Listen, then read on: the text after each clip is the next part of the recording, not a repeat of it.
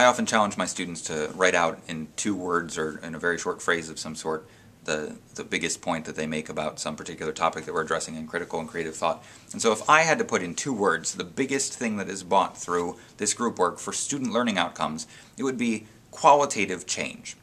So if I teach declarative knowledge more or less effectively, I can do that by making my slides clearer or by providing additional content in my slides or whatever the case may be while I'm lecturing.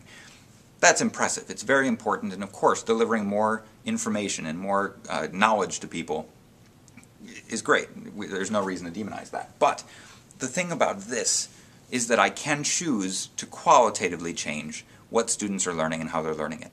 So they still get the declarative knowledge when they're watching a video like this. Great. That's what's going on in a lecture typically. I can do it more or less effectively. I always appreciate the fact that students can pause and go back and watch and pace everything at their own rate. That's great. That's going to improve declarative knowledge. And I'm positive about that, as are students. But the thing that's really important is the fact that students can learn critical and creative thought and group work processes in the classroom environment, where they would typically be just listening to a lecture. They would be passive participants in receiving that information.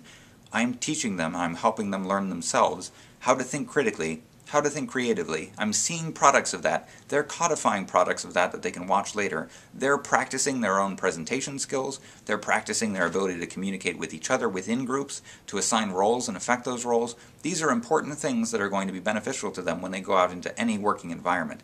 That's what's really exciting to me, is the qualitative change in the sort of instruction that occurs for them. And the question I have to ask is, I think that occurs, but does it occur?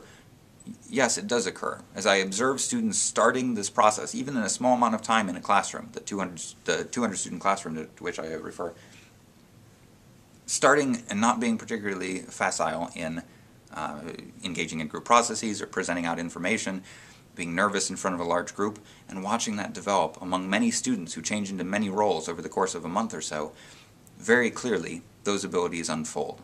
And I'm very positive about that. So that's the thing that I would say is the biggest kick. What kind of change do we see in student learning? The fact that they're learning not only declarative knowledge, but also processes that are going to be hugely beneficial to them in their careers.